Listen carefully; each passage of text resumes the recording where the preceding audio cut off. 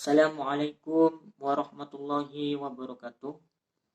Perkenalkan, nama saya Muhammad Firman Maulana, NIM 20414010003.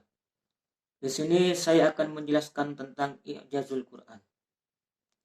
I'jazul Quran berasal dari kata ajaza yu'jizu i'jazan, yang berarti lemah atau tidak mampu. Dengan demikian, bahwasanya Al-Quran sebagai mukjizat bermakna bahwa Al-Quran merupakan sesuatu yang mampu melemahkan tentang menciptakan karya yang serupa dengannya. Kemukjizatan tersebut menurut para ulama itu harus memenuhi beberapa syarat. Yang pertama, mukjizat itu harus berupa sesuatu yang tidak disanggupi oleh makhluk sekalian alam.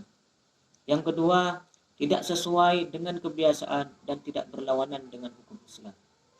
Yang ketiga, mukjizat harus berupa hal yang dijadikan saksi oleh seorang yang mengaku membawa risalah ilahi sebagai bukti atas kebenaran dan kebesarannya.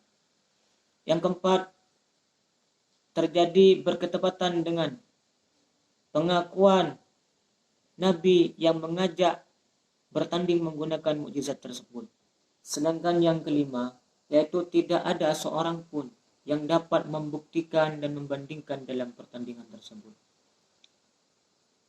Ulama berbeda pendapat tentang menafsiri i'jaz atau mengartikan i'jaz. Menurut Manan Khalil Al-Qattan, i'jaz adalah menampakkan kebenaran Nabi Muhammad SAW dalam pengakuan orang lain sebagai Rasul utusan Allah, dengan menampakkan kelemahan orang-orang Arab yang menandinginya dan menghadapi mukjizat yang abadi, yaitu Al-Quran, dan kelemahan-kelemahan generasi sesudah mereka.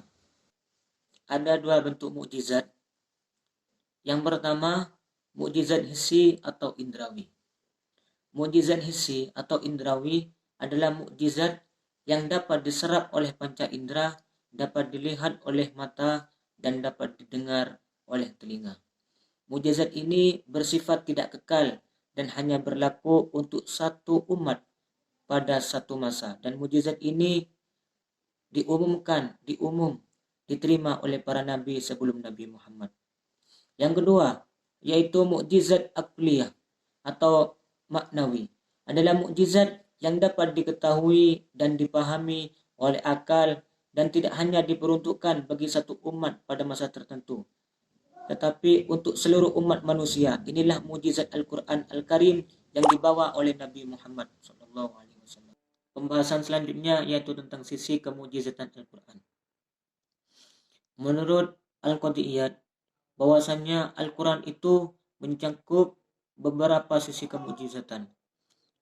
Di antaranya, yang pertama, bahwasannya mempunyai keindahan susunan kata dan keserasian kosakatanya, serta kejelasan dalam meringkas. Dan ijaz dan balaghahnya melebihi orang Arab, yang mana pada waktu itu orang Arab terkenal paling mahir menyusun perkataan dan ahli di bidang ini.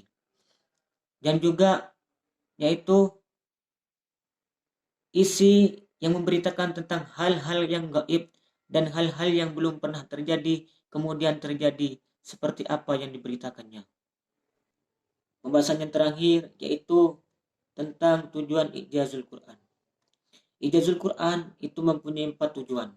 Yang pertama yaitu membuktikan bahwa Nabi Muhammad yang membawa kitab Al-Quran.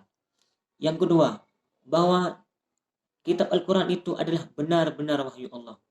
Yang ketiga, menunjukkan kelemahan mutu sastra dan balaghah bahasan manusia. Yang keempat, menunjukkan kelemahan daya upaya dan rekayasa umat manusia yang tidak sebanding dengan keangkuhan dan kesombongannya. Sekian dari saya. Assalamualaikum warahmatullahi wabarakatuh.